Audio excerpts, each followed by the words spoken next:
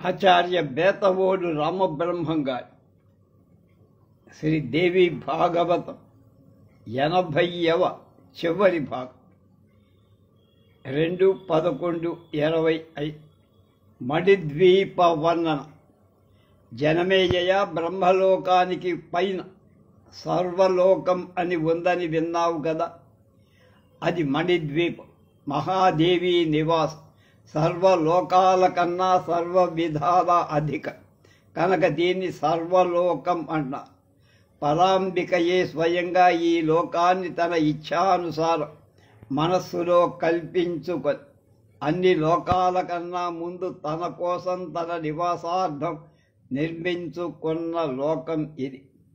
సర్వస్మాదధికో యస్మాత్ సర్వలోకస్తః లోకస్తతః స్మృతః పురా పరాంబయైనాయం కల్పితో మనసేచ్ఛయ. ఇది కైలాసం కన్నా, వైకుంఠం కన్నా, గోలోకం కన్నా అత్యధిక. దీనికన్నా సుందరమైంది 3 లోకాల్లో మరెక్కడా లేదు. ఇది ముజ్జగానికి గొడుగు వంటి. దీని నీడలోని బ్రహ్మాండాలని చల్లగా మన్నుతున్నాయి. ఇది భవసంతాప నాశకం. ఛత్రీభూతం త్రియగతో భవసంతాపనాశకం ఛాయాభూతం తదే నాస్తి బ్రహ్మాండానాం తు సత్తమః. ఈ మణిద్వీపానికి చుట్టూ సుధా సముద్రం అనేది ఇది బహుయోజన విస్తీర్ణం, అత్యంత గంభీరం. గాలి తాకిడి ఎగసిపడే తరంగాలు, రత్నాలు దొరికే ఇసక తిన్న శంఖాలకు మత్స్య జాతులకు లెక్కే లేదు. సంఘర్షించుకుంటున్న తరంగాల నుంచి గాలిలో తేలి వస్తున్న నీటి తుంపురులతో మణిద్వీపమంతా ఎప్పుడూ సుఖశీతలంగా ఉంటుంది.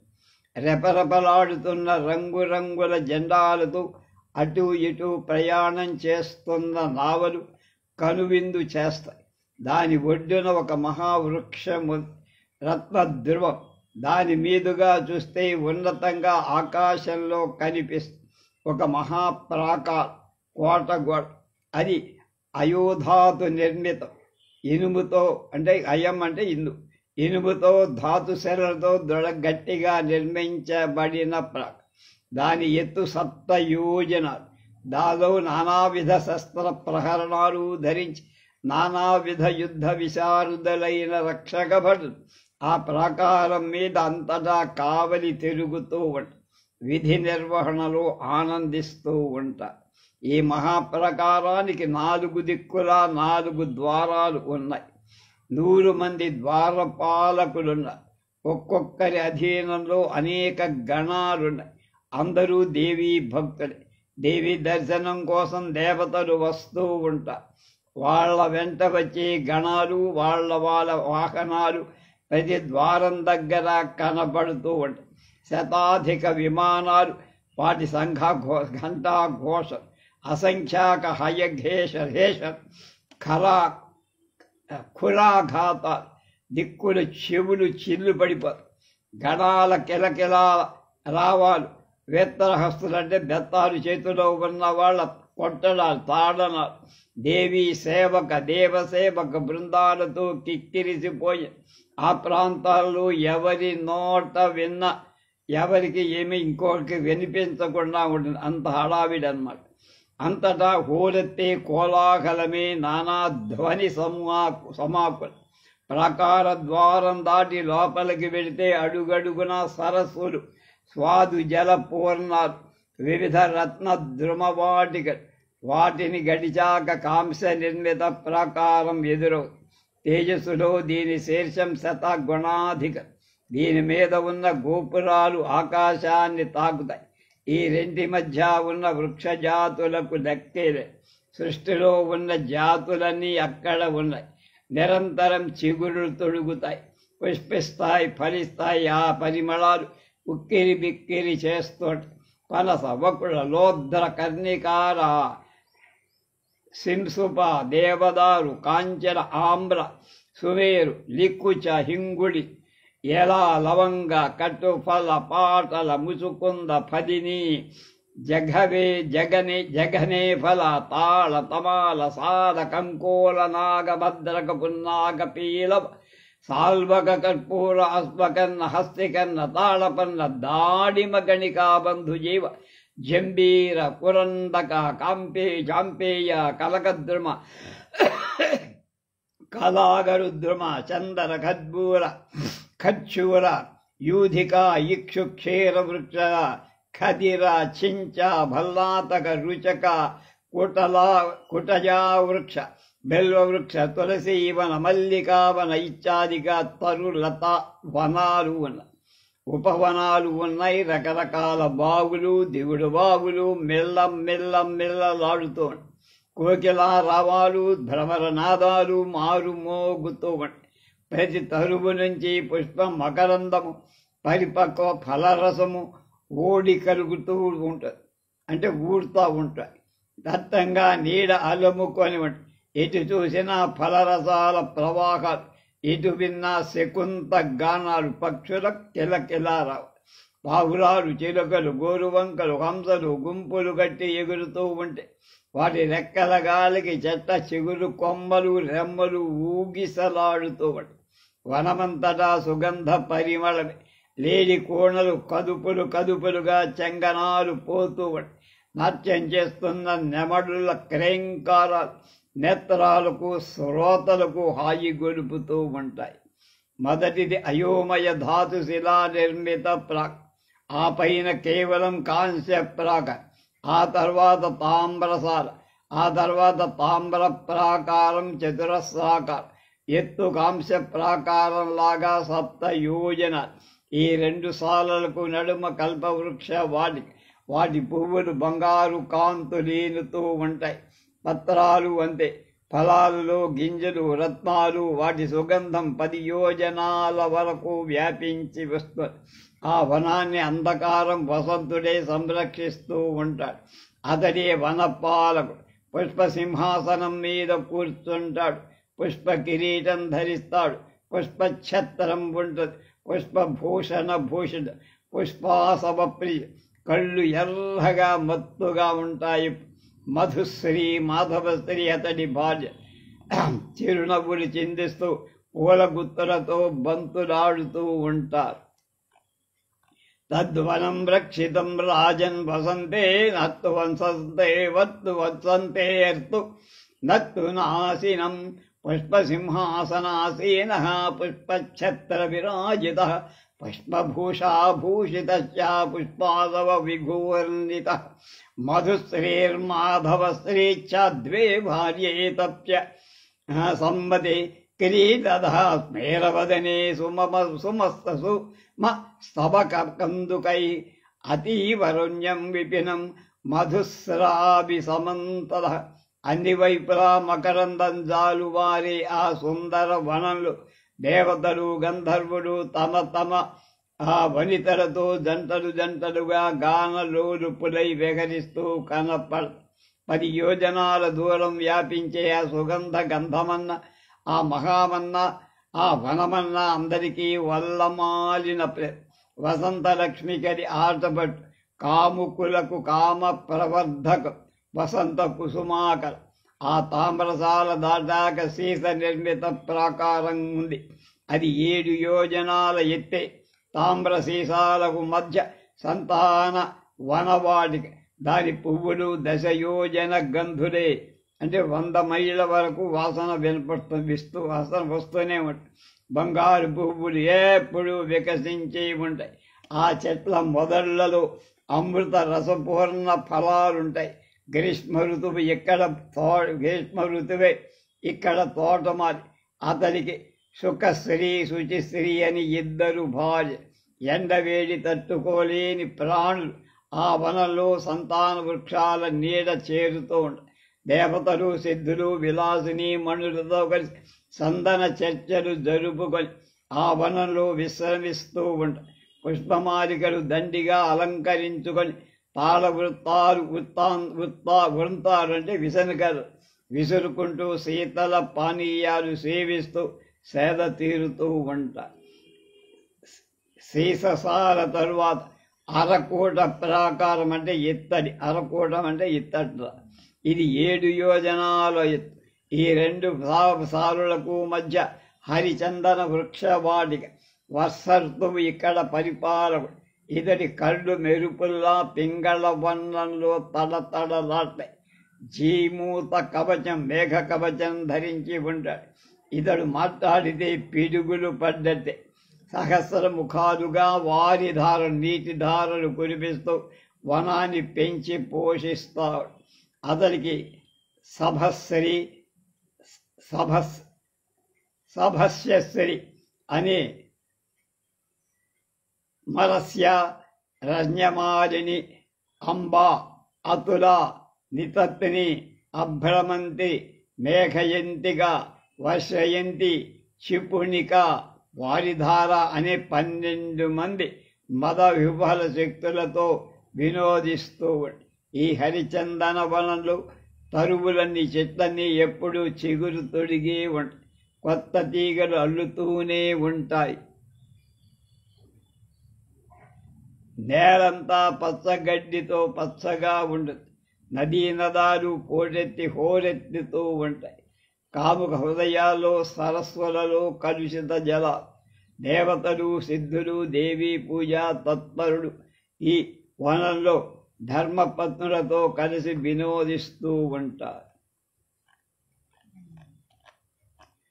అరకోటసాల గడిచాక పంచలోహ ప్రాంతం. ఇది అదే ఎంత ఎత్తు.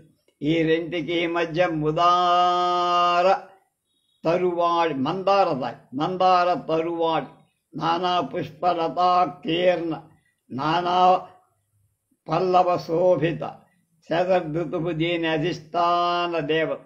ఇష్టలక్ష్మి, ఊర్జలక్ష్మి అని 2 భార్య. ఈ వనంలో సిద్ధ దంపతులు ఎక్కువ నివసిస్తారు. పంచలోహసాల దాటాక రజత నిర్మిత ప్రకారం దర్శనమిస్తుంది. ఇది 7 యోజనాల ఎత్తే. దీని శృంగాలు, బురుజులు మెల్లమెల్లగా ఉంటాయి. ఈ 2 ప్రాకారాల మధ్య పారిజాత వనవాటిక. దాని పువ్వులు 10 యోజన గంధులు. దేవి పరిచారికలు ఈ వనంలో విహరిస్తుంటారు. హేమంత ఋతువు దీని తోటమాలి. అతనికి సహస్యశ్రీ అని 2 భార్యలు ఉన్నారు. ఈ తోటలో సిద్ధులు, దేవీ వ్రతులు సంతోషంగా ఉంటారు. రజతశాల తరువాత సౌవర్ణ బంగారు ప్రాకారం. బంగారం కరిగించి ప్రాకారంగా పోత పోశారు. ఎత్తు 7 యోజన. రెంటికి మడుమ కదంబ వనవాటిక. పుష్పవల్లభ సంశోభిత కదంబ మదిరాధారులు ప్రవాహాలు కడుతుంది. ఆ మకరందాన్ని గ్రోలితే ఆత్మానందం అనుభూతికి అందుతుంది. శిశుర్తువు దేనికి అధినేత. తపస్యశ్రీ అని 2 భార్య. వీళ్లతో ఆనందిస్తూ ఉంటారు. ఈ వనంలో మహాసిద్ధులు, దేవీ దానాలు చేసిన వాడు ధర్మపత్ని సమేతులై, పరివార సహితులై ఆనందాన్ని అనుభవిస్తూ ఉంటారు. స్వర్ణసాల గడిచాక పుష్పరాగ ప్రాకారం కుంకుమారుణ కాంతులు విరజిమ్ముతూ కనబడు. ఈ రెంటికి మధ్య అంతా నేల పుష్యరాగమయమే. వనాలు, ఉపవనాలు, వృక్షాలు, వృక్షాల వాలాలు, ఎగిరే పక్షులు, కదిలే జంతువులు, పారే నీళ్లు అన్నీ పుష్యరాగమయంగా ఉంటాయి. మండపాలు, మంటప స్తంభాలు, సరస్సులు, కమలాలు ఒక్కటి. ఈ ప్రాకారంలో సమస్యం పుష్యరాగమే. సువర్ణ స్నానకాలన ఇది తేజస్సులో 1,00,000 రెట్లు ఎక్కువ. జనమేదయ ఇప్పుడు చెప్పబోయేటువంటి రత్న ప్రాకారాలకు అన్నిటికంటే ఇదే పద్ధతిలో ఉంటాయి.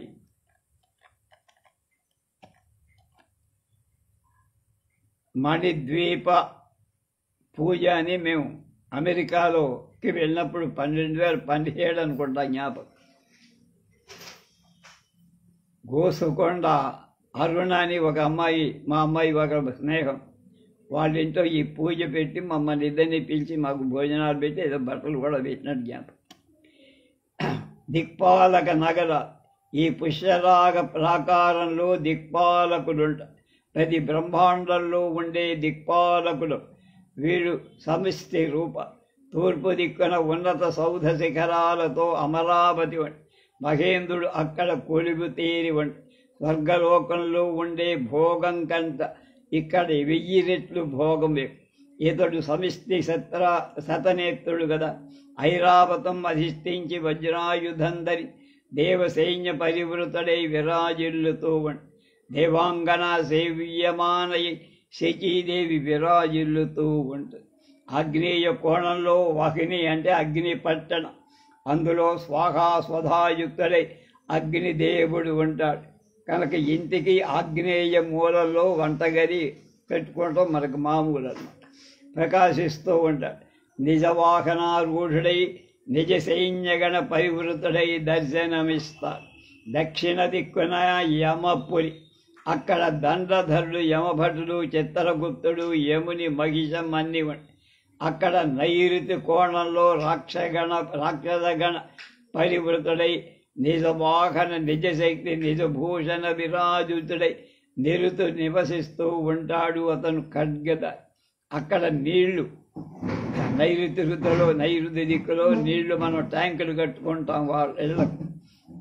పశ్చిమ దిక్కున పాశధారి వరుణుడు మహాక్షసవాహనారూఢుడై వారుణి మద వివరుడై నిజశక్తి సమాయుక్తుడై నిజయాధోరణ విజయాదోగణ పరివృతుడై వరుణానీరతాకురుడై వ్యవహరిస్తుంటాడు. వాయవ్య కోణంలో వాయులోకం వాయుదేవుడు ఉంటాడు. వాయు సాధన సంసిద్ధులైన యోగులు ఇతడి పరివారం. ధ్వజహస్తుడు విశాలాక్షుడు. ఇక్కడే లెట్టిన్కి గోతులు గీతులు అక్కడ ఎక్కువగా తీస్తారు. మృగవాహనుడు మరుద్గణ నిజశక్తి పరివృతుడై కదలుతుడు. ఉత్తర దిక్కున యక్షలోకం వృద్ధి బుద్ధి శక్తులతో యక్షరాజు కుబేరుడు ఇక్కడ అధినాయకు. నవనిధులకు అధిపతి. ఇతడు తొందిలుడు. పొట్ట పెద్దది. ధనాధిపతి. మణిభద్ర పూర్ణభద్ర మణిమాన్మణి కందల మణిభూషణ మణిసగ్వి మణి కార్ముక ధరాది యక్షసేనాలుడు అతడిని పరివేష్టించి ఉంట. నిజశక్తి ధరుడై వెలుగుతాడు. ఈశాన కోణాన అంటే ఉత్తరం తూర్పు కలిసేటువంటి చోటు రుద్రలోకం మహత్తరం అనర్ఘరత్న ఖచ్చితం. మహారుద్రుడు దీని అధిదేవత. అతడు కోపిష్టి దీప్త నయనుడు. వీపున ఇప్పుడు అంబుల పొదులు. ఎడమ చేతిలో నారి ఎక్కువ పెట్టిన ధనుసు. 100,000,000 ధానుష్కులు పర్యవేక్షి ఉంచి ఉంట. తనతో సమాన బలవంపన్నులైన శూలాయుధ పాణులై అసంఖ్యాక రుద్రులతో సన్నద్ధుడై ఉంట. వాళ్ళంతా వికృత ఆస్యులు కరాళాంశులు. నిప్పులు కక్కుతూ ఉంటారు. కొందరు 10 హస్తాలు, కొందరు శతకంఠలు, శతకరుడు, కొందరికి 1000 చేతులుంటాయి. భూమి చరుడు భూమి మీదే సంచరిస్తూ రుద్రాధ్యాయంలో చెప్పబడ్డ రుద్రులంతా ఇక్కడే ఉంటారు. మనం రుద్రాధ్యాయం అంటే అభిషేకం చేసుకొని ఇప్పుడు చెప్పే అది రుద్రలోకం. భద్రకాళి ప్రముఖ మాతృగడతో పరివృతయ్యి రుద్రాణి కోటి ఈ రుద్రులలో సన్నిధితో ఉండి డామర్యాది గణాలు వీరభద్రాది సేనారుడు వీళ్లతో మహారుద్రుడు విరాజిల్లుతూ ఉంట. దృండమారాధరుడై సర్పభూషా విభూషితకర హస్తుడై కంఠరుడై వ్యాఘ్రచర్మ పరిధానుడై గజపధర్మం ఉత్తరీయంగా చితాభస్మ విలిప్త సర్వశరీరుడై ప్రథమ గణ సంస్తూయమానుడై ధనుర్విధనులతో దిక్కులు బదిగా భరిస్తూ దిక్కులు పిక్కటిల్లేటట్లుగా అట్టహాస ఆస్ఫాటిత జబ్బద్దు దచ్చుకుంటూ ధనులతో ఆకాశాన్ని దద్దరిల్పచేస్తూ భూత సంఘాలతో కొలువు తీరిన భూతావాసుడు మహేశుడు ఈశాన దిక్కుపది. పేరు కూడా ఈశానుడే. అందుకనే ఇంటితో నుయ్యి తవ్వాలన్నా బోరెయ్యాలన్నా ఈశాన్యంలో ఎక్కువ వేస్తారు. అధ్యాయం 10లో అంటే 12వ స్కంధంలో 10వ అధ్యాయం 101 శ్లోకాల భావా చెప్పుకున్నాం. ఇప్పుడు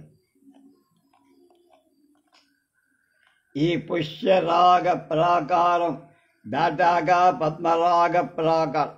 ఇది కుంకుమ కాంతులతో వెదజల్లుతూ ఇది 10 యోజనల ఎత్తు.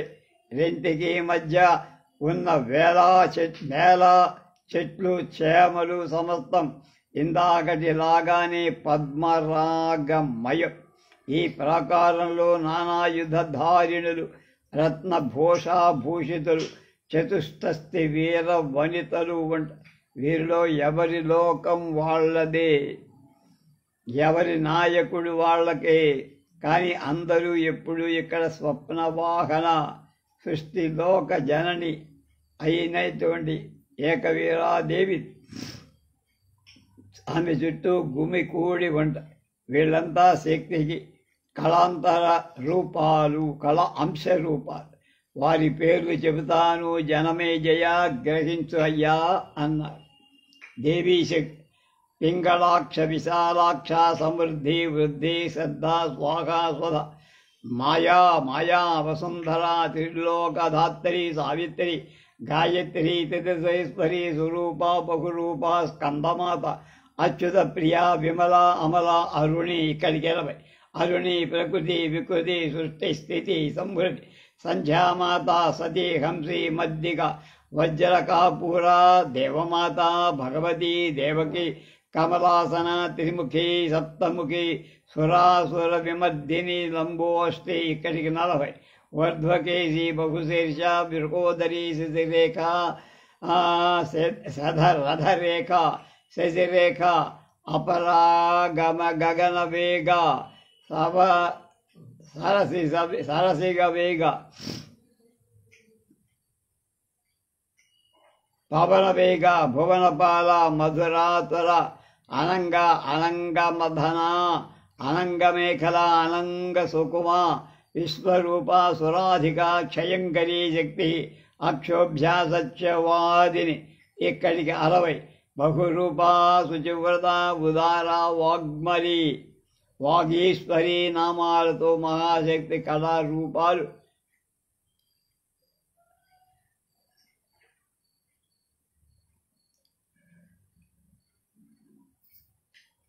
వారి పేర్లు చెప్తాను. వీళ్ళంతా మహాశక్తి కళాంశ రూప. వాళ్ళ పేర్లు చెప్తా విను, జనమే జయ అన్నాడు.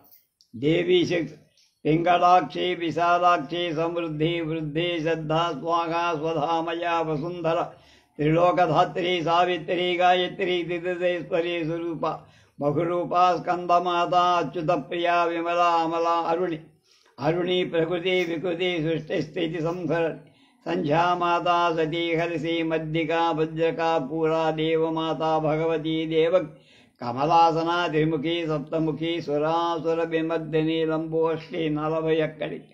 ఊర్ధ్వకేశి, బహుశీర్ష, వ్యకోదరి, శశిరేఖ, అపరా, అపగాన,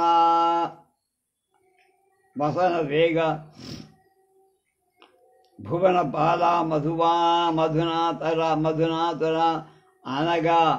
అనంగజ, ముద్రజ, భువనపాల, మధునాతుల, అనంగమధన, అనంగమేఖల, అనంగ కుసుమ, విశ్వరూప, సునాదిక, క్షయంకరీ శక్తి, అక్షోభ్యాసత్యవాదిని. ఇక్కడికి 60. బహురూప, శుచివ్రత, ఉదార, భాగీశ్వరి నామాలతో మహాశక్తి కళారూపాల చతుస్తతి. 64. వీళ్ళంతా జ్వాలామాలికల్లాగా నాలికలు చప్పరిస్తూ అగ్నులు వెదజల్లుతూ ఉంటారు. 7 సముద్రాల్లోనూ తాగేస్తాం, సృష్టిగంతటిని సంహరిస్తాం, అగ్నిదేవుని చప్పరించేస్తాం, వాయువుని స్తంభిస్తాం, అఖిల జగత్తును భక్షిస్తాం అని అరుస్తూ అగ్ని గోళాలాంటి కళ్ళు మెరమిట్లు కొలుపుతూ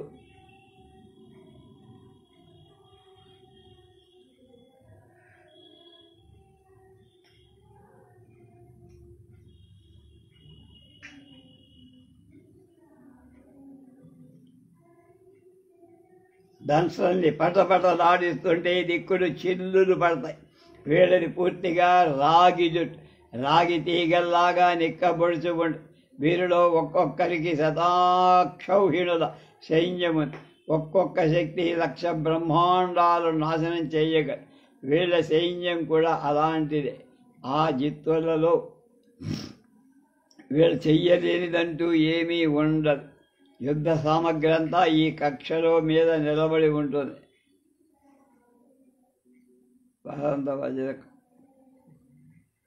గజ అశ్వధరాలకు లెక్కలు, రథాలకు లెక్కలు. పద్మరాగ ప్రాకారం దాటగానే గోమేధిక ప్రాకారం, అది 10 యోజనాల ఎత్తు, జపాకుసుమ కాంతుల్ని విరజిల్లుతూ ఉంటుంది. ఈ కక్షలో నేల నింగి చెట్టు పుట్ట సమస్త సామగ్రి అంతా గోమేధికం. భవనాలు, స్తంభాలు, చెరువులు, నూతులు అన్నీ అవి. ఈ కక్షలో 32 మంది మహాదేవీ శక్తులు పనిచేస్తూ ఉంటారు. వారి చేతుల్లో గోమేధికాలు పొదిగిన భీషణ ఆయుధాలు ఉంటాయి. వారి భూషణాలు గోమేధికంతో నిర్మించబడవి. వీరిలో ప్రత్యేక లోకాలున్నాయి, కానీ అందరూ ఎప్పుడూ ఇక్కడే ఉంటారు. అన్ని వేళలా కయ్యాని కాలు దువ్వుతూ ఉంటారు. స్వర్గలోకవాసులు వీటిని పూజిస్తారు. ఆయుధాలు ధరించి తాండవం చేస్తూ కొబ్బరి చెట్టు తన్ను చింపు కాల్చు అని అరుస్తుంటారు. కొట్టు అది కొబ్బరి చెట్టు కాదు, కొట్టు తన్ను చింపు కాల్చు. రణప్రియులు ఒక్కొక్క శక్తి దగ్గర 10 అక్షౌహిణుల సైన్యం ఉంది. ఒక్కొక్క శక్తి 1,00,000 బ్రహ్మాండాలను నాశనం చెయ్యగలదు. సేవాశక్తిని వర్ణించి చెప్పడం చాలా తేలిక, కానీ అగ్నిదేవుడికే తెలుసు, మిగతా వాళ్ళకి ఎవరికీ తెలియదు. విద్యాహ్రీ పుష్టి ప్రజ్ఞాసిని వారి కుహురుద్ర ప్రభానంద పోషిణి బుద్ధిద శుభా కాళరాత్రి మహారాత్రి భద్రకాళి కబద్దిని వికృతదండి ముండిని సేదుబంధ. ఇంతవరకు 20 శ్లోకాలు, 20 పేర్లు. శిఖండిని నిశుంభ కుంభమధని మహిషాసుర మర్దని దశమండి ధరాభారూప.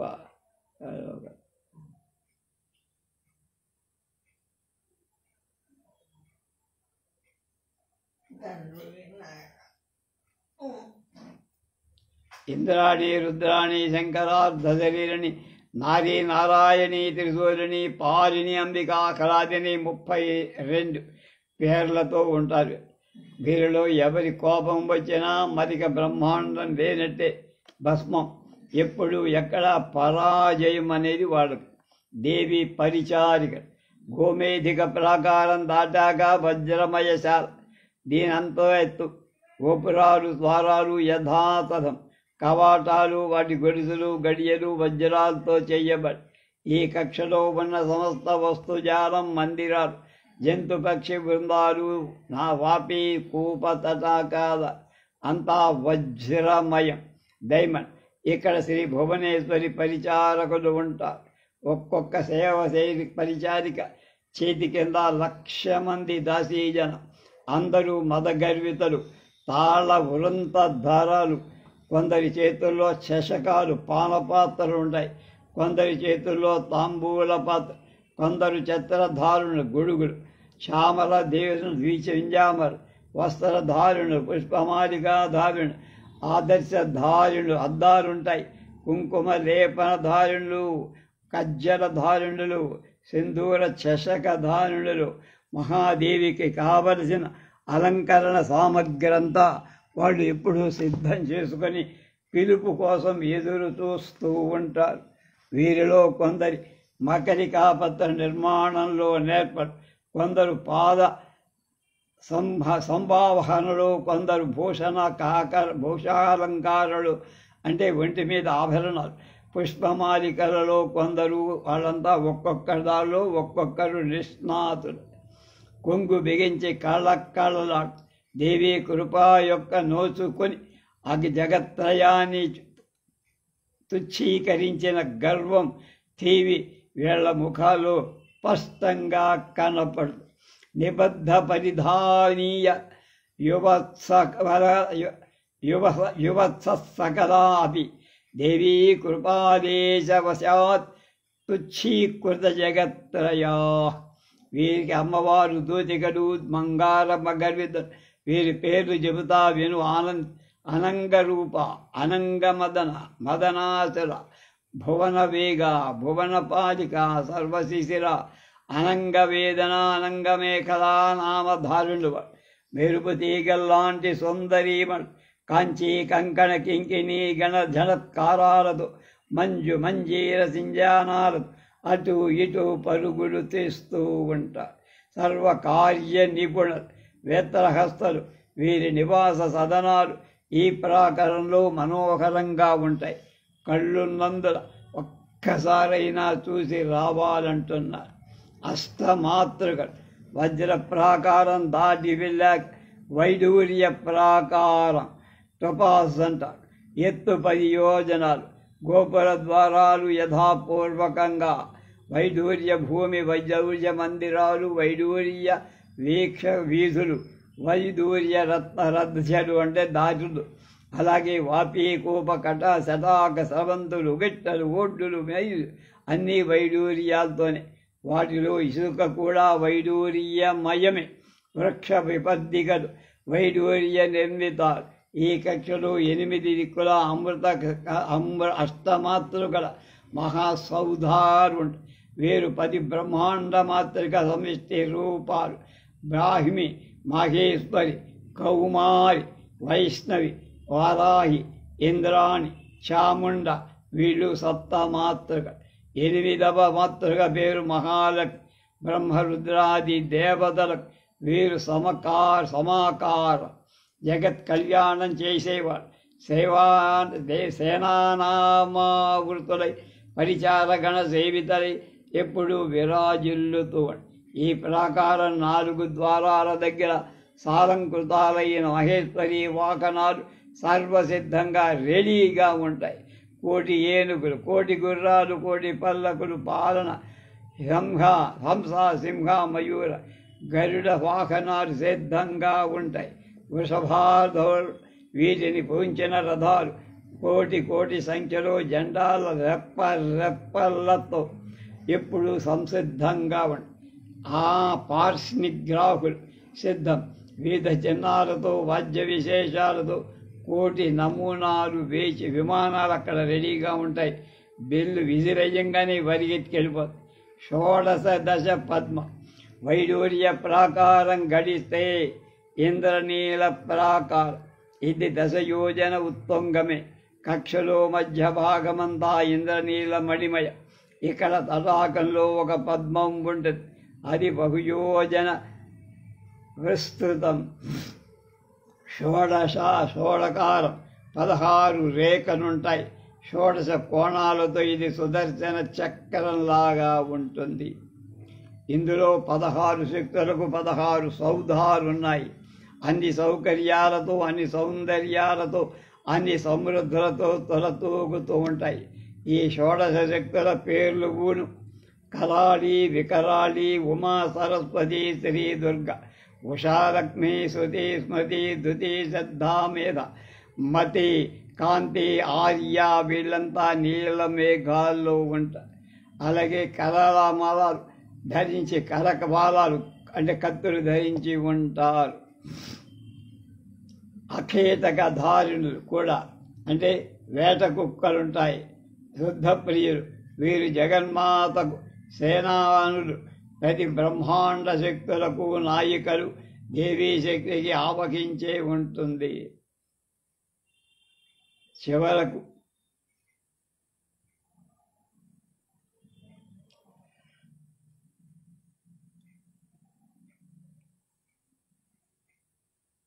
వీరి పరాక్రమం వర్ణించాలంటే ఆదిశేషుడు కూడా. అష్టమంత్రిణులు.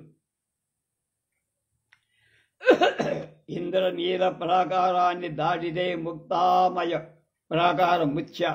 ఎత్తు 10 యోజనాలు. కక్షలో సమస్తము ముక్తామయం. ఇక్కడ అష్టదళ పద్మం ఉంది. ముక్తామణి గణాకీర్ణం అతి విస్తృతం. సకేసరం. దీనిలో మంత్రులుంటారు. మహాదేవి నమూనాకారంలో ఆ తల్లి ఆయుధాలు 8 ధరించి ఒక్కొక్కడు సిద్ధంగా ఉంటాయి. దేవితో సమానంగా భోగాలు అనుభవిస్తారు. దేవికి ఇంగితజ్ఞరు, అలంకారి పండితులు, సర్వకార్యనిర్వహణ దక్షలు, స్వామి కార్యపరాయణలు, దేవి అభిప్రాయాన్ని తెలుసుకోవడంలో నేర్పరుడు, అతి సుందరుడు, నానాశక్తి సమన్వితుడు.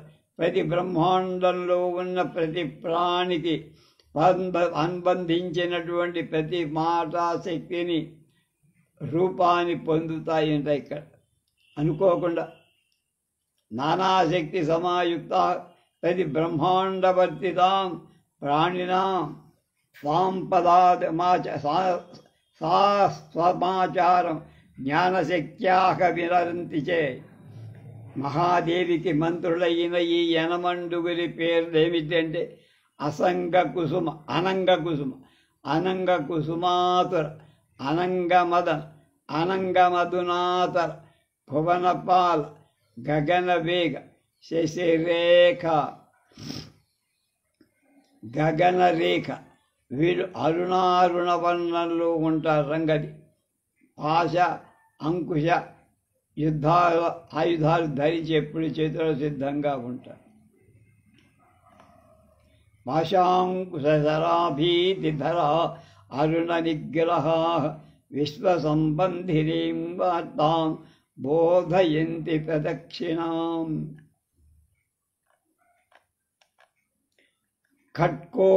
షట్కోణ పద్మ ముక్తా ప్రాకారం దాటాక మరకత ప్రాకారం. ఈ సారము దశయోజనమే. నానా సౌభాగ్య సంయుక్తం, నానా భోగ సమన్వితం. కక్షలో మధ్యభూమి వదనాలు సమస్తం మరకతంతో ఉంటాయి. ఇక్కడ షట్కోణ పద్మము పూర్వకోణంలో గాయత్రి సహితుడై చతుర్ముఖుడు, కుండిక, అక్షమాల, అభయహస్త, దండాయుధరుడై ఉంటూ ఉంటారు వాడు. గాయత్రీ దేవి కూడా అలాగే ధరించి ఉంటుంది. గాయత్రి చతుర్ముఖుల సర్వరూపాలు ఇక్కడే ఉంటాయి. 4 వేదాలు, సకల శాస్త్రాలు, వ్యాహృతులు, సావిత్రి, విష్ణుమూర్తులు, స్మృతులు, పురాణాలు మూర్తి ధరించి సేవిస్తూ ఉంటాయి. నైరుతి కోణంలో శంఖచక్ర గదా పద్మాలు ధరించి సావిత్రి, విష్ణుమూర్తులు ఉంటారు. వీరి సకల రూపాలు ఇక్కడే ఉంటాయి. వాయుకోణంలో పరశు, అక్షమాల, వరద, అభయకంఠాలతో వాయురూపం ఉంటుంది.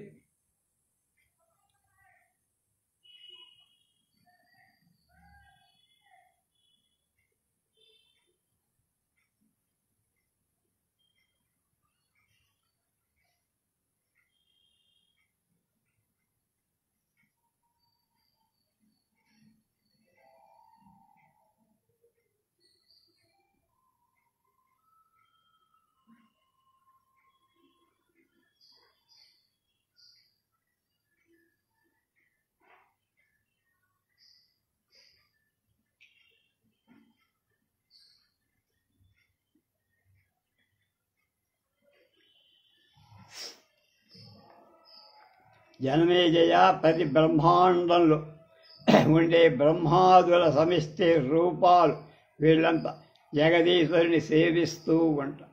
పంచభూత ఆమ్నాయ దేవీ బృందం మరకత సారం దాటాక ప్రబాళ ప్రాకార దశయోజన సమున్నత కుంకుమారుణవన్ కక్షలు అన్నీ అలాగే ప్రవాళంగా ఉంటాయి. ఇక్కడ పంచభూతాలు స్వామినులుంటాయి.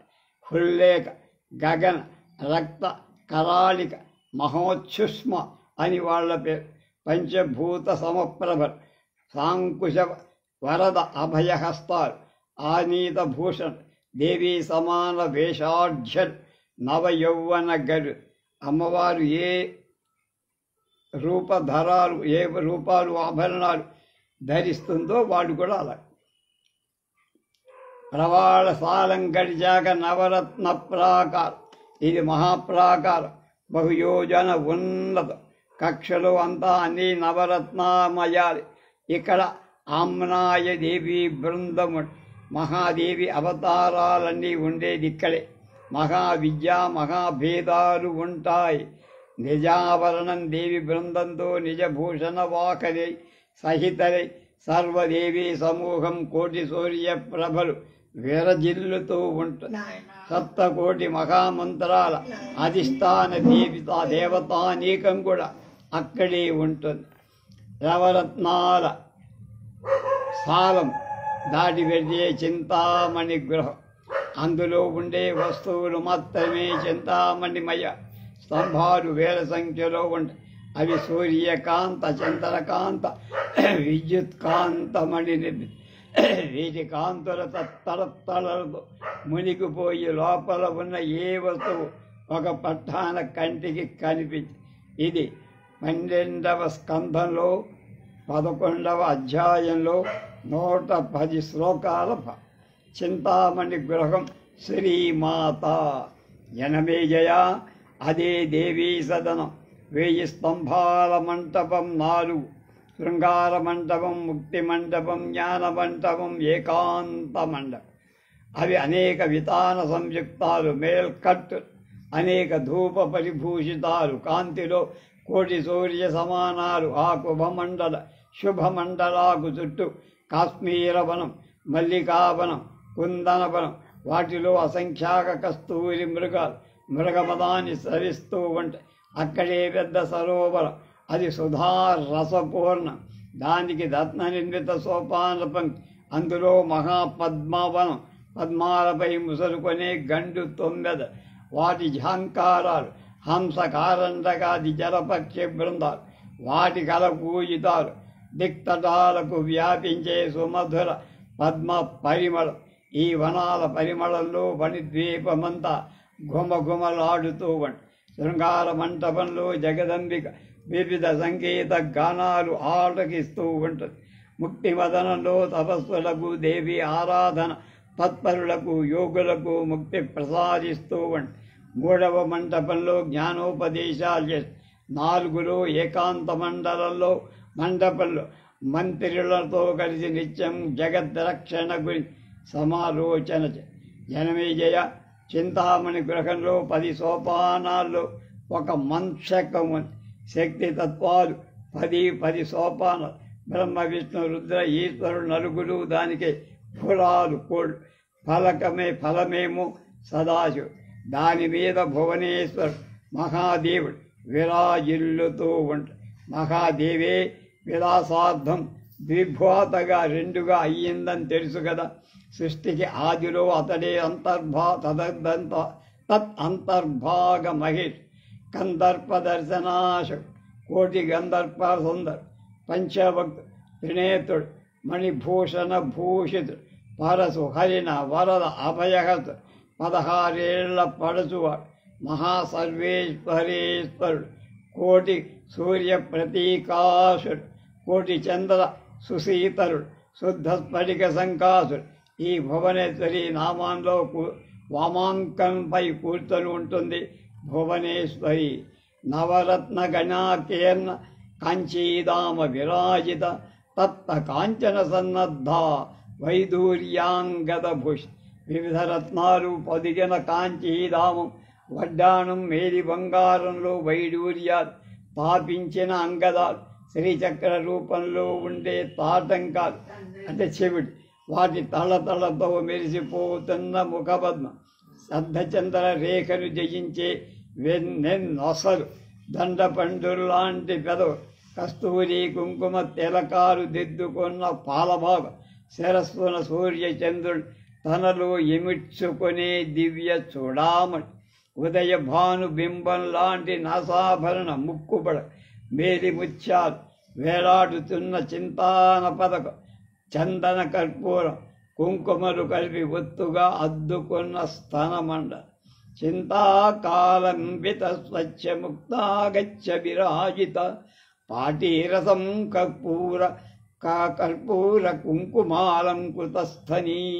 విచిత్ర వివిధ భూషణాలు ఎన్నో ధరించి విరాజిల్లుత, శంఖల్లాంటి మెడ, దానిమ్మ గింజల్లాంటి పరువస్, అనర్ఘమడులు, పొదిగిన కిరీటం ధరించిన శిరస్సు, మదించిన తుమ్మెదల వంటి కదలాడుతున్న ముంగురులతో మొరువైన ముఖపద్మం, ఏనాడు క్షీణించని మచ్చలేని చందమామలాంటి ముఖం, జాహ్నవీ జలావర్తనం, నీటి సుడి వంటి పొక్కి మాణిక్య శకలాలు పొదిగిన ఉంగరాలు, అన్ని వేళ్లకు పద్మపత్రాలలాగా ముచ్చటైన 3 కళ్ళు, పద్మరాగ మణులకు మరింత మహారాగాన్ని కల్పిస్తే జగదీశ్వరి శరీర కాంతికి సాటి రావు. చేతులకు రత్న కంకణాలు, వాటికి రత్న కింకిణులు, మెడలో ముత్యాల దండ, మణిహారాలు, వాటికి అందాల పథకాలు, రత్నాంగుళీయకాల కాంతులతో, రత్న కంకణాల ప్రభలతో ధగధగలాడుతున్న చేతు, అమ్మవారు ధరించిన చెంచెలకు రవిక రత్నాల బుటాలు, మల్లికా పరిమళాకు సహజంగానే గుబాడించే కేశపాసు, అందులో తురిమిన మల్లె దిండ్లు చెండ్లు, వాటి కోసం మూగుతున్న తేటి పిండ్లు 9 గుంపలు, సువృత్త బిగుడోత్తంగా కుచభారాలన ఆ శివ పాశాంకుశ అభయ హస్త చతుష్టయ విరాజిత ఆ స్వరపూజిత సర్వ శృంగార ఆశేష శృంగార వేష ఆఢ్య సుకుమారాంగవల్ సౌందర్యధారా సర్వ అనిర్వ్యాజ కరుణామై నిజ సల్లాప మాధుర్య తిరస్కృత కచ్చ కోటీందు కోటీ కంతిమై సుఖజనీ సుఖి సఖీజనీ దాసీజన దేవాంగన దేవతా బృంద పరివేష్టిత ఇచ్ఛా జ్ఞాన క్రియాశక్తి త్రయ సమన్విత లజ్జ తుష్టి పుష్టి కీర్తి కాంతి క్షమ దయ బుద్ధి మేధ స్మృతి లక్ష్మీ వీరక్కడ దేవాంగణ జయ విజయ అజిత అపరాజిత్ నిత్య విలాసిని దోగ్ధి అఘోర మంగళ ఈ 9 మంది పీఠశక్తులు పరాంబికను సేవిస్తూ ఉంటారు. పరమేశ్వరి స్వాస్థ్య భాగంలో శంఖ పద్మ నిధులు 2 ఉంటాయి. వాటి నుంచి నవరత్న వాహిని, కాంచన వాహిని, వస్త్రధాతు వాహిని అనే నదులు పెడుతూ ఉంటాయి, ప్రవహిస్తాయి. అవి సుధా సముద్రం వరకు అందులో లీనమవు. భువనేశ్వరీదేవి తన వామాంకాల విరాజిల్లుతో కాబట్టి మహేశుడికి సర్వేశ్వరత్వం సిద్ధిస్తోంది. జనమేజయ ఈ చింతామణి గృహం సహస్రయోజన విస్తీర్ణ, దీనికి ఉత్తరంగా ఉన్న శాలలు ఒకదానికంటే ఒకటి రెట్టి, అది నిరాధారంగా అంతరిక్షంలో వెలుగుతూ ఉంటుంది. మహాప్రళయంలో కానీ పునఃసృష్టిలో కానీ అవసరాన్ని బట్టి అది సంకోచ వ్యాకోచాలు చెందుతుంది. ఆహా మహాహోమమై మహాదేవి నివసిస్తోంది కనుక కాలాలన్నిటి శాలలన్నిట్లో చింతామణి గృహమే శాంతి పరమావతి. ప్రతి బ్రహ్మాండంలో ఉండే దేవనాగ మనుష్య జాతుల దేవి ఉపాసకులందరూ చేరేది ఇక్కడికే. దేవక్షేత్రంలో ప్రాణాలు విడిచిన వాళ్ళకి దేవి నిరంతర అర్చన తత్పరులకు గమ్యం ఇదే. ఇక్కడ దేవి మహోత్సవ స్వరూపిణి. ఘృత దుగ్ధ దధి మధు కుల్యలేకాక ద్రాక్షాసవ జంబూరస అమ్రరస ఇక్షురస జీవనదులు వేల సంఖ్యలో ప్రవహిస్తూ ఉంటాయి.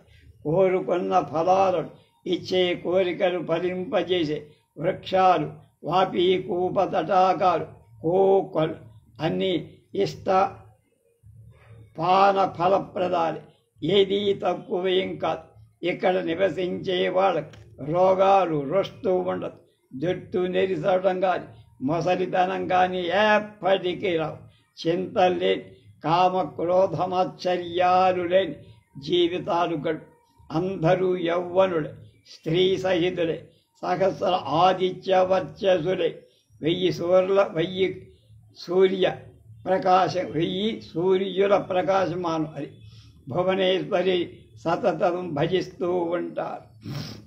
వారిలో కొందరు సారూప్యం పొందితే, కొందరు సామీప్యాన్ని, కొందరు సారూప్యాన్ని, కొందరు సాన్నిధ్యాన్ని కొందరు ఆమె అంటే దాని అర్థం ఆమెలో లీనమైతే, కొందరు ఆమె దగ్గర ఉంటే కొందరు ఆమె రూపాన్ని పొందుతారు అనర్థం. ప్రతి బ్రహ్మాండంలో ఉండే దేవతలంతా సమష్టి రూపాలలో వచ్చి అమ్మవారికి సేవలు చేస్తారు. సప్తకోటి మహామంత్రాలు సకల మహావిద్యలు రూపుదాల్చి వచ్చి ఈ సౌమ్యాపస్మాత్మిక ఆ శివన్ ఆ కారణ బ్రహ్మరూపన్ ఆ మాయాశబలను నిగ్రహను నిరంతరం ఉపాసిస్తూ మహారాజా మహత్తరమైన మణిద్వీపాన్ని వర్ణించి చెప్పా. అది కాంతిమయం. కోటి సూర్యచంద్రులు కాని, కోటి మెరుపులు కాని, కోటి అగ్నులు కాని, దాని కాంతిలో కోటి అంశలు కోట్యంశకైనా కాదు. 1/కోటి ఇంటూ కోటి అంత భాగం కూడా సాధ్యం. ఒక్కొక్కసారి అవి విద్రుమ సంకాశం, ఒక్కొక్కసారి మరకదచ్చ నిమంతం, ఒక్కొక్కసారి విద్యుద్భాను సముచ్ఛాయం, ఒక్కొక్కసారి మధ్యందినమాత్తాండ నిభం, ఒక్కొక్కసారి విద్యుత్ కోటి మహాధారా సౌర కాంతితం, ఒక్కొక్కసారి సింధూర నీలేంద్రం, ఒక్కొక్కసారి మాణిక్య సదృశఛవి హీరహీన మహాగర్భ దగద్ధగిత తిక్తటం దావానల సమం తప్త కాంచన సన్నిభం చంద్రకాంతమణి కాంతి తుల్యం సూర్యోద్గార రసమయం. దాని శృంగాలు ప్రాకార గోపురాలు బురుజులు రత్నమయ. అక్కడి చెట్లకు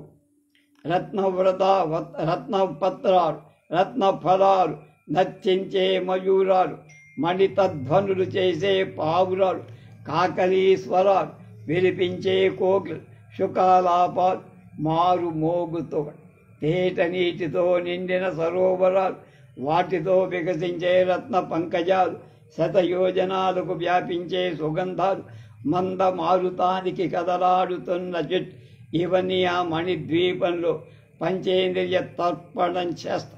చింతామణి గృహకాంతులు నిండిన ఆకాశం రత్నకాంతులతో దగ్గలాడుతున్న దిగంతాలు వృక్ష లత కుసుమ సుగంధ పరిపూరిత ధూప దీపితం రజా ఇది మహోజ్వల మణిద్వీప్. ఇక్కడున్నటువంటి మందిరాలలో నిలువుటద్దాలలో పరావర్తనం చెంది కిటికీల నుంచి సారణుల గండ్లంట వెలువడుతున్న కాంతి పుంజాలతో దశ దిశలను సమ్మోహపరుస్తుంది. మణిజాలక విచ్ఛిద్ర తరణోదర కాంతిభి దింగ్మహోజకనకం దర్పణోదర సంయుత. ఇది ఐశ్వర్యానికి పరకోటి, శృంగారానికి పరాకాష్ఠ, సర్వజ్ఞతకు పరమావధి, తేజస్సుకు పరసీమ, పరాక్రమానికి చివరి మాట, సర్వోత్తమ గుణానికి తుది పలు, దయాగుణానికి చివరి పలు, బ్రహ్మలోకాంతం వరకు ఉండే ఆనందాలన్నీ ఇక్కడే ఆవిర్భవిస్తూ ఉండే. ఇది ఆనంద అనుభవాన్ని చివరి మెట్టు. జనమేజయ, ఇది మహత్తరమైన మణిద్వీప వర్ణన. మహాదేవికి పరస్థానం, సర్వలోకోత్తమోత్తమ. దీన్ని స్మరిస్తే చాలు పాపాలు పోతాయి. అవసాన సమయంలో గుర్తు చేసుకోగలిగితే అక్కడికే చేరతా. ఈ 5 అధ్యాయాలు సామూహిక చిత్తంతో నిత్యం పఠించే వాళ్ళకి భూత ప్రేత పిశాచాది బాధలు ఉండనే ఉండవు. నూతన గృహ నిర్మాణ సమయంలో వాస్తు యజ్ఞంలో దీన్ని తప్పక పారాయణ చేయ, సకల శుభాలు కలుగుతాయి. ఇది 12వ స్కంధంలో 12వ అధ్యాయంలో 73 శ్లోకాల భావం. జనమేజయుడికి మనస్యాది. జనమేజయ, నారదుడికి నారాయణమూర్తి చెప్పిందంతా పూసగుచ్చినట్టు నేను చెప్పా. నువ్వు అడిగినదంతా వివరించి మహాద్భుతమైన ఆ దేవీ పురాణాన్ని విన్నవాళ్ళంతా కృతకృత్యులవుతారు. దేవికి అత్యంత ప్రియతములవుతారు. కనుక నువ్వు కూడా దేవీ యజ్ఞం చెయ్యి. నీ పూర్వీకులను ఉద్ధరించి నీ తండ్రి పొందిన దుర్గతి అసలే కిందుడై ఉన్నావు కనుక దేవీ యజ్ఞం నిర్వహించి పరీక్షిత్తుకు మీ తండ్రి ఉత్తమ గతులు కల్పి మహాదేవీ మంత్రం నీకు ఉపదేశిస్తా గ్రహించు. విధి విధానంగా జీవిస్తే జన్మ సఫలమవుతుంది అన్నాడు జనమేజయుడితో వ్యాస భగవానుడు. శౌనకాది మహామునులారా, ఈ మాట విన్న జనమేజయుడు సంబరపడి పరిశుద్ధుడై ఆ మునీశ్వరుణ్ణి ప్రార్థించి దేవి ప్రణవ సంజ్ఞకమైన మహామంత్రాన్ని దీక్షాభిధితో ఉపదేశం పొంది నవరాత్రి సమయంలో ధౌమ్యాది మహర్షులను ఆహ్వానించి దేనికి లోభించకుండా మహాదేవి యజ్ఞం నిర్వహించి బ్రాహ్మణులను పిలిపించి ఈ దేవి భాగవత పురాణ పారాయణ జరిపించి సువాసిని పూజలు, కుమారీ పూజ, బ్రహ్మచారి పూజలు అసంఖ్యాకంగా చేశారు. బ్రాహ్మణులు అన్న సంతర్పణ జరిపారు. దీనులకు, అనాథులకు పుష్కలంగా ధన కనక వస్త్రాదులను కానుకలుగా సమర్పించి యజ్ఞం ముగిసింది. జనమేజయుడు సంస్థానంలో కొలువు తీరాడు. ఆకాశం నుండి నారదుడు అవతరించాడు. మహతి మోగించుకుంటూ వచ్చాడు. ప్రకాశిస్తున్న అగ్ని శిఖలాగా ఉంది. నారదుడిని చూడంగానే మహారాజు హడావిడిగా లేచి స్వాగతం పలికి అర్ఘ్యపాధ్యాన్ని సముచిత ఆసనం మీద కూర్చోబెట్టాడు. కుశల ప్రశ్నలు అయ్యాయి. మహర్షి, నీ రాకతో ధన్యుణ్ణయ్యాను మహాత్మా, సనాథుణ్ణి అయ్యాను, ఆజ్ఞాపించి ఏం చెయ్యమంటావు? మహారాజా, నువ్వేళ ఇవాళ దేవలోకంలో ఒక వింత చూసి ఆశ్చర్యించి ఇంకా తేరుకోలేదంటే ఆ విశేషం నీకు చెప్పి వెళదామని. దుర్గతిని పొందిన నీ తండ్రి ఇవాళ దివ్య రూపం ధరి స్వర్గంలో కనిపించాడయ్యా. దేవతలు అంటే పరీక్ష, దేవతలు అప్సరసులు అతన్ని స్తుతిస్తున్నారు. దివ్య విమానం అధిరోహించాడు. మణిద్వీపానికి తరలి వెళ్ళాడు. ఇదంతా దేవి భాగవత శ్రవణం వల్ల కలిగిన పుణ్యఫలం. నువ్వు నిర్వహించిన మహాదేవి యజ్ఞాన్ని వెంటనే దక్కినప్పుడు నీ తండ్రి దుర్గతి నుండి విముక్తుడై సుగతిని పొందాడు. అలా కన్న తండ్రికి సద్గతి కల్పించి కృతకృత్యుడవయ్యా. నువ్వు ధన్యుడు. నిజంగా నీ జీవితం సఫలమయ్యా. తండ్రిని నరకం నుంచి ఉద్ధరించావంటే నువ్వు కులభూషణుడి. ఇవాళ దేవలోకంలో నీ కీర్తి మారు మోగిపో. సంతోషం పట్టలేక ఈ శుభవార్త నీకు చెబుదామని పరిగెత్తుకొని వచ్చాయా. నువ్వు కూడా ఆనందిస్తావని వచ్చా. నారదుడు మాటలు వింటుంటే జనమేజయుడికి తనువు పొలకి కళ్ళలో ఆనంద బాష్పాలు తాండవించాయి. ఆపుకోలేక వ్యాస భగవానుడి పాదాల మీద సాష్టాంగపడ్డ. మహాభాగా, ఇది అంతా నీ అనుగ్రహమే. నన్ను కృతార్థుణ్ణి చేశావు. నమస్కరించటం తప్ప నేను చెయ్యగలిగిన ప్రత్యుపకారం ఏది? ఇలాగే ఎల్లవేళ నన్ను అనుగ్రహించు నారద మహర్షి అని పోయిన గొంతుతో అలా పరవశించి పలుకుతున్న జనమేజయుడు మనసార ఆశీర్వదించి తల నిమిరాడు వ్యాసుడు. మహారాజా, అన్ని బంధాలకు తెగతెంపులు చేసుకొని దేవి పాదపద్మాలు నిరంతరం సేవించి ధ్యానించి ఉపాసించి దేవి భాగవతాన్ని రోజు పారాయణగా పడి అంబా యజ్ఞాన్ని భక్తి శ్రద్ధలతో చేయి. నీకు మోక్షం సునాయాసంగా లభి. ఆ భవబంధనాలు తమంతట తామే తెగిపోతాయి. హరిహరుల పురాణాలు చాలా ఉన్నాయి, కానీ అవన్నీ కలిపిన ఈ దేవి భాగవత మహిమలు 16వ వంతు కూడా సాటి. ఇది నిజం. ఇది అఖిల పురాణ సారం, అఖిల వేద సారం, మూల ప్రకృతిని ప్రసాదించే కనుక ఇదొక్కటే నిజమైన పురాణం. మిగిలినవన్నీ నామమాత్ర పురాణం. దీన్ని చదివితే వేద పఠన ఫలం లభిస్తుంది. కనుక ఇదొక్కటే పండితులకు, పామరులకు, జ్ఞానులకు, యోగులకు, ముముక్షువులకు అందరకు అవశ్య పఠనీయం. మరిచిపోకు సుమా, ఇక మరి నేను వెళ్ళొస్తా నీకు శుభమొగ్గ అని వ్యాసు నిర్మమంగా నిష్క్రమించి నారదుడు దీవించి వెళ్ళిపోయారు. ధౌమ్యాది మహర్షులు సెలవు తీసుకొని వెళ్ళారు. అందరూ తమ ప్రదేశాలు ప్రాంతాలు దేవి భాగవత ప్రశంసలు చేసి పారాయణలు జరిపారు. జనమేజయుడు రోజూ పఠింపచేసి వింటూ సంతుష్టుడై రాజ్య పరిపాలన ధర్మబద్ధంగా కొనసాగించి 13వ అధ్యాయం 12వ స్కంధంలో చివరి స్కంధంలో 13వ అధ్యాయం శ్లోకాలు 30 భావం దేవీ భాగవతం ఫలశ్రుతి చెప్తున్నారు. సౌనకాది మహర్షులారా, మీరు గ్రహించాల్సిన రహస్యం మరొకటి ఉందయ్యా.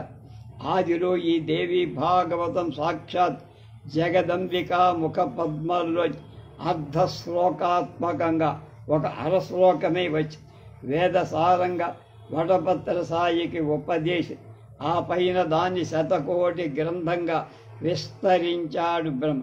దాని సారమంతా ఒక చోటకి చేసి 18,000 శ్లోకాలు 12 స్కంధాలుగా సంగ్రహపరి శుకుడు కొడుకు కోసమని వ్యాసుడు రచించే ఉపదేశం అది దీని చర్య.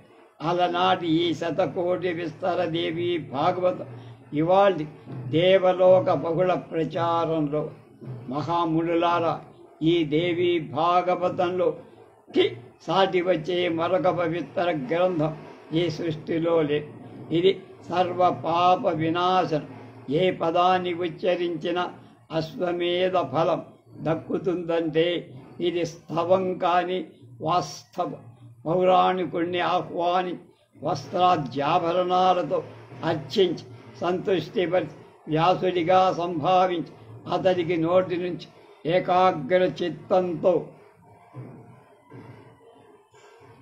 ఉపాసనా దీక్షతో విన్నవాళ్ళంతా నిజహస్తాలతో లిఖించినవాడు, పఠించినవాడు, లిఖింపచేసినవాడు సర్వ కిల్విష విముక్తులై సుఖకాంతుల శాంతులతో భోగభాగ్యాలతో సకల సమృద్ధులతో నిండు నూరేళ్ళు జీవించి కట్ట కడబడ మడిద్వీపం చేరుకొని తరతరాలను తరింపచేస్తూ ఉండి పురాణ శ్రవణం పూర్తయ్యాక సౌస్థ నది పూర్ణిమనాడు పౌరాణికుణ్ణి సత్కరించాలి. బంగారంతో సింహ ప్రతిమ తయారు చేయి ఇవ్వాలి. దక్షిణగా కపిల గోవులు పాడావులు దూడతో సహా ఇవ్వాలి. బంగారు గొలుసుతో అలంకరించి మరీ ఇవ్వాలి. అధ్యాయ సంఖ్యకు సమానంగా బ్రాహ్మణులకు సంతర్పణ చెయ్య. అంతే సంఖ్యలో సువాసినుల్ని, కుమారీమణుల్ని, వటువుల్ని అర్చించాలి. దేవీ బుద్ధితో వీరిని వస్త్రాభరణ పుష్పమాలికలతో పూజించి పాయసాన్నాలు పెట్టాలి. పురాణ గ్రంథాన్ని ఎవరికి దానం చేసిన భూదానం ఫలం దక్కు. ఇహలోకంలో సుఖంగా జీవి అంతంలో దేవీ పట్టణం చేరుకుంటు. నిత్యం దేవీ భాగవతాన్ని పఠించే వాళ్ళకి, వినేవాళ్ళకి ఎప్పుడు ఎక్కడ అసాధ్యమంటూ ఏదీ ఉండదు. పరాజయం అనే మాట కూడా అనిపించదు, కనిపించదు. అపవిత్రులకు అపుత్రులకు సంతాన ప్రాప్తి, నిర్ధనులకు ధనలాభం, విద్యార్థులకు విద్యాలబ్ధితో పాటు కీర్తి, వంధ్యగాని మృత వంధ్యగాని ఉంటే దోషాలు పోతాయి. ఇంటిలో నిత్యం ఈ గ్రంథాన్ని పూజిస్తే లక్ష్మీదేవి ఆ ఇంటిని విడిచిపెట్టదు. బేతాళ దాకిని రాక్షసాదులు అటువైపు తొంగి చూడటానికి కూడా భయపడ. జ్వరంతో బాధపడేవాడని స్పృశించి ఈ పురాణాన్ని మండలం రోజులు పఠిస్తే జ్వరం ఉపశమి. 100 సార్లు తడిస్తే క్షయం పోతుంది. ఒక్కొక్క అధ్యాయంగా సంధ్యా సమయంలో పారాయణ చేసిన వాళ్ళకి బ్రహ్మజ్ఞానం లభిస్తుంది. శరన్నవరాత్రులలో పఠిస్తే జగదంబిక సంతోషించి కోరిన దానికంటే 1000 రెట్లుగా వరాలు కురిపిస్తుంది. శైవులు పఠిస్తే పార్వతీ వైష్ణవులు పారాయణ చేస్తే లక్ష్మీదేవి సంతోషిస్తుంది. సౌరమతం వాడు గణాపత్యులు ఎవరు పఠించినా వాళ్ళ ఇష్టదేవత ఆనందిస్తుంది. వైదికులు గాయత్రీదేవి ప్రీతి కోసం తప్పకుండా దీన్ని పఠించ. ఎవరు ఏ ఉపాసన చేసినా అది శక్తి ఉపాసనమే కనుక ఆ శక్తి సంతృష్టి కోసం ఈ భాగవతాన్ని పారాయణ చెయ్యాల్సిందే. చదువు రానివాడు, చదవలేనివాడు, చదవరానివాడు పురాణ శ్రవణం చేస్తే చాలు, వారికి అంత పుణ్యం లభిస్తుంది. ఇది నిర్ణయం, ఇది నిర్ణయం, ఇది నిస్సంచయం, ఇది నిశ్చయం, నిస్సందేహం. సౌనకాది మహర్షులారా, ఊరికే 1000 మాటలు ఎందుకయ్యా? సారాంశం ఏమిటంటే ఇది వేదసారం, వేద పఠన సదృశం, వేద శ్రవణ సమానం, సచ్చిదానంద రూపం, గాయత్రి ప్రతిపాదిత హ్రీమై ఆ మహాదేవి మనకు సద్బుద్ధి వైభవాన్ని ప్రసాదించుగా. సచ్చిదానంద రూపాం తాం గాయత్రీ ప్రతిపాదితం నమామి హ్రీమయీ దేవి ధియో యో నః ప్రచోదయ. సూత మహర్షి కళ్ళు ముకుటించి దేవిని ధ్యానిస్తూ నమస్కరించాడు. నైమిసారణ్యవాసు శౌనకాది మహాములు ఆనంద పారవశ్యం నుంచి మెల్లమెల్లగా తేరుకున్నారు. సూత మహర్షి శ్రద్ధాభక్తులతో ఘనంగా సత్కరించారు. అంతా ప్రసన్న హృదయులయ్యారు. దేవి పదాంబుజపచ్చకులయ్యారు. ఈ పురాణ శ్రవణ ప్రభావం అందరూ పరనివృత్తి బ్రహ్మానందాన్ని పొందారు. అడ్డదిడ్డంగా ఏవేవో ప్రశ్నలు వేసి ఇబ్బంది పెట్టామే, శ్రమ పెట్టామో క్షమించమంటూ సూతుణ్ణి బతిమాలుకున్నారు. లెంపలేసుకుంటూ మళ్ళీ మళ్ళీ నమస్కరించి సంసార సముద్రాన్ని దాటించాను. మా పాది వాసవుడవు నువ్వే అన్నారు. అంతటా అంబాచరణ కమల భృంగాయమాను సూతుడు సంతోషి అందరినీ ఆశీర్వది పునరాగమనాయచ అని మళ్ళీ మనం కలుద్దాం అని వీడ్కొని తీసుకొని బయలుదేరి 14వ అధ్యాయం 31 శ్లోకాల భావం. సృష్ట్యా సర్గరూ శ్రీమద్దేవి భాగవత్ సృష్టౌ యా సర్గరూప జగదభిలిధౌ బాలనీయాచ రౌద్రి సంహారే చాపి యస్యా జగదిమఖలం క్రీడనం యా పరాభ్య పశ్యంతి మధ్యమాధౌ తదమ భగవతి వైఖరీ వర్ణమరూప తాస్మద్వాంఛం ప్రసన్న విధిహరగిరి శరాధి తాళం కరోతు నారాయణం నమస్కృత్య నరం చైవ నరోత్తమం దేవీం సరస్వతీం వ్యాసం తతో జయం ఉదీరయేత్. మహాకాళీ మహాలక్ష్మి మహాసారస్వతీ ప్రభ ఇష్టకామేశ్వరీ కుర్యాత్ విశ్వశ్రీ విశ్వమంగళం. షోడశీ పూర్ణచంద్రాభ మల్లికార్జున గేహిని ఇష్టకామేశ్వరీ కుర్యాత్ జగన్నీరోగశోభనం. జగద్ధాత్రి లోకనేత్రి సుధా నిశ్యంతి సుస్మితా ఇష్టకామేశ్వరీ కుర్యాల్లోకం సద్బుద్ధి సుందరం. పరమేశ్వర వాల్లభ్య దివ్య సౌభాగ్య సుప్రభ ఇష్టకామేశ్వరీ దద్యాన్ మాంగళ్యానంద జీవనం.